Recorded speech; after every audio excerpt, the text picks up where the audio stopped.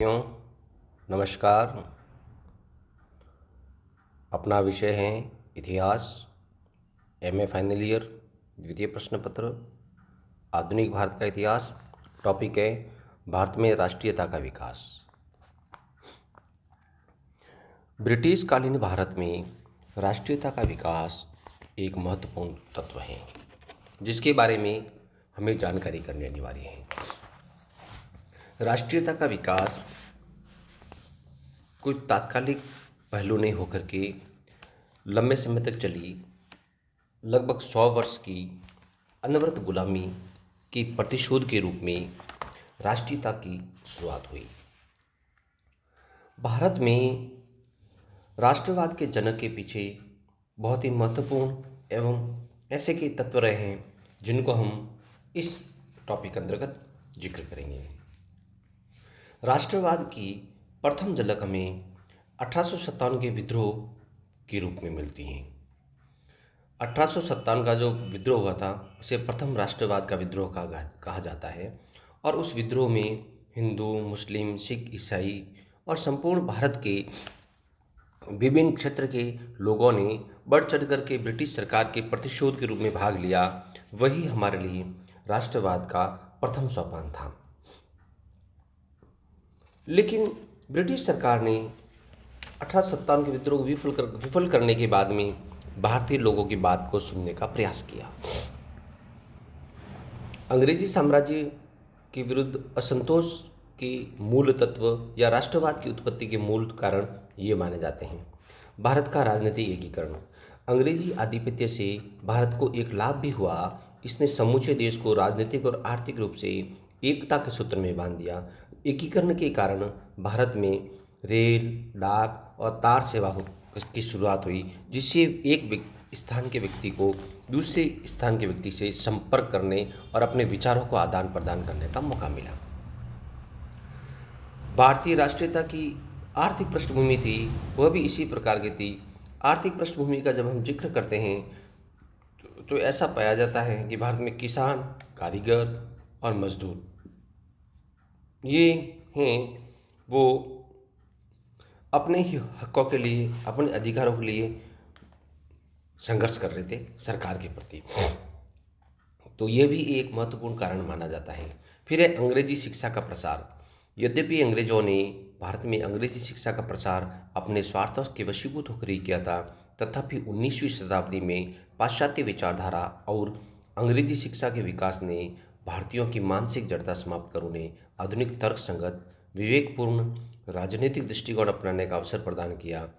भारतीय भी अब स्वतंत्रता, समानता, प्रतिनिधित्व जैसे सिद्धांतों का महत्व समझने लगे। पाश्चात्य राजनीतिक घटनाओं जैसे अमेरिकी स्वतंत्रता संग्राम, फ्रांस की महान क्रांति, इटली, स्पेन, यूनान की क्रांति एवं इनकी राजनीतिक महत्व को समझने में अंग्रेजी शिक्षा ने पर्याप्त सहायता की।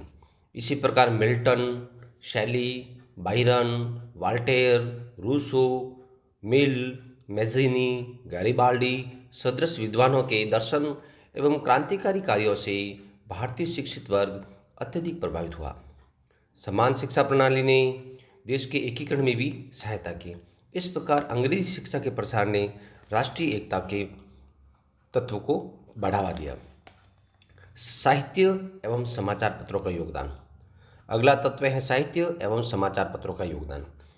राजनीतिक चेतना का संचार करने में प्रेस और साहित्य का भी कम महत्व नहीं था। प्रोफेसर बिपिन चंद्र के अनुसार प्रेस ही वह मुख्य माध्यम था जिसके जरिए राष्ट्रवादी विचारधारा वाले भारतीयों ने देशभक्ति के संदेश और आधुनिक आर्थिक, सामाजिक, राजनीतिक विचारों को प्रसारित करने का प्रयास किया। 1857 के पश्चात कुछ समाचार पत्र प्रकाशित हुए। इसमें Times of India, statement, Englishman, friend of India, Madras mail, civil and military gazette आदि प्रमुख अंग्रेजी समाचार पत्र थे। इन पत्रों का रुख भारत विरोधी एवं सरकार समर्थक होता था।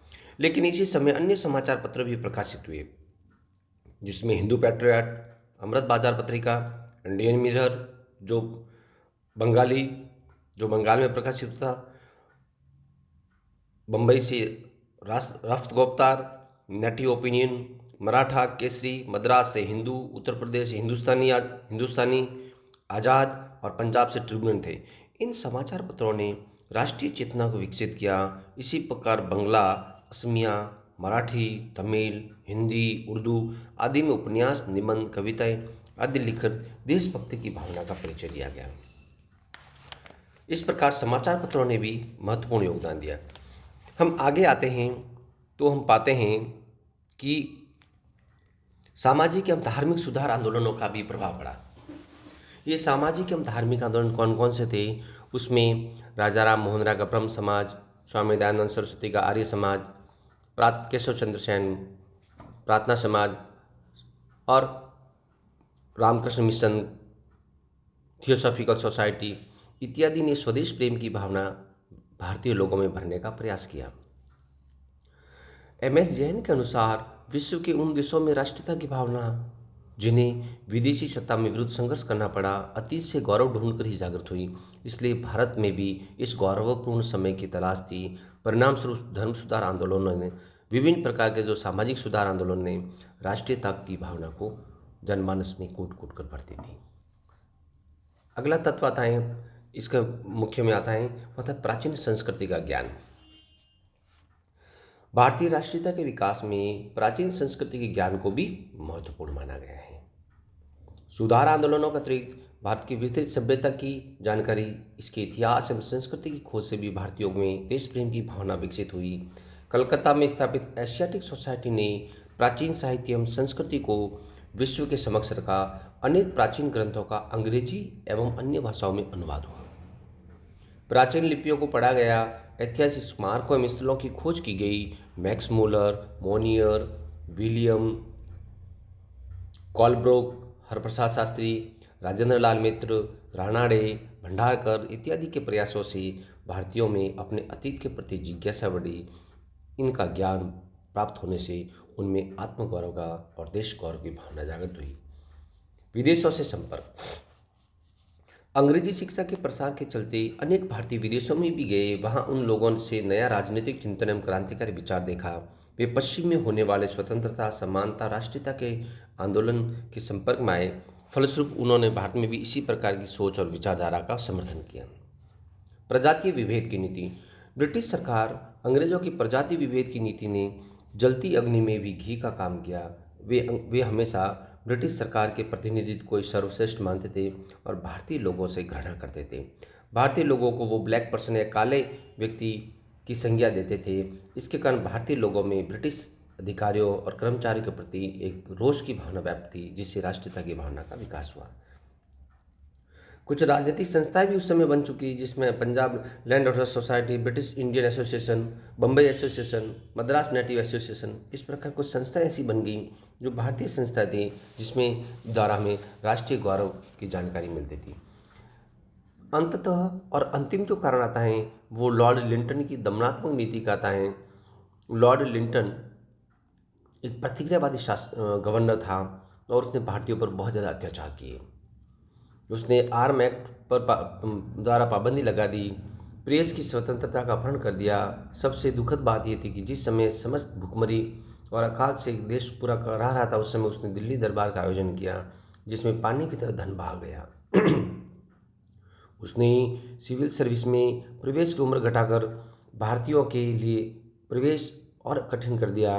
लिंटन के इन कार्यों की व्यापक प्रतिक्रिया हुई। उस अवस्था का वर्णन करते हुए सुरेंद्रनाथ बनर्जी ने लिखा, लॉर्ड लिंटन के प्रतिक्रियावादी प्रशासन ने जनता को उसके उदासीनता के दृष्टिकोण से जगाया और जनजीवन को आगे बढ़ने की प्रेरणा दी। इस प्रकार लॉर्ड रिपन के काल में इल्बर्ट बिल पर विवाद एवं श्वेत विद्रोह ने भारतीयों में राष्ट्रीयता की भावना उभारने एवं उनके अधिकारों के प्रति एकजुट होकर आंदोलन चलाने का प्रयास किया।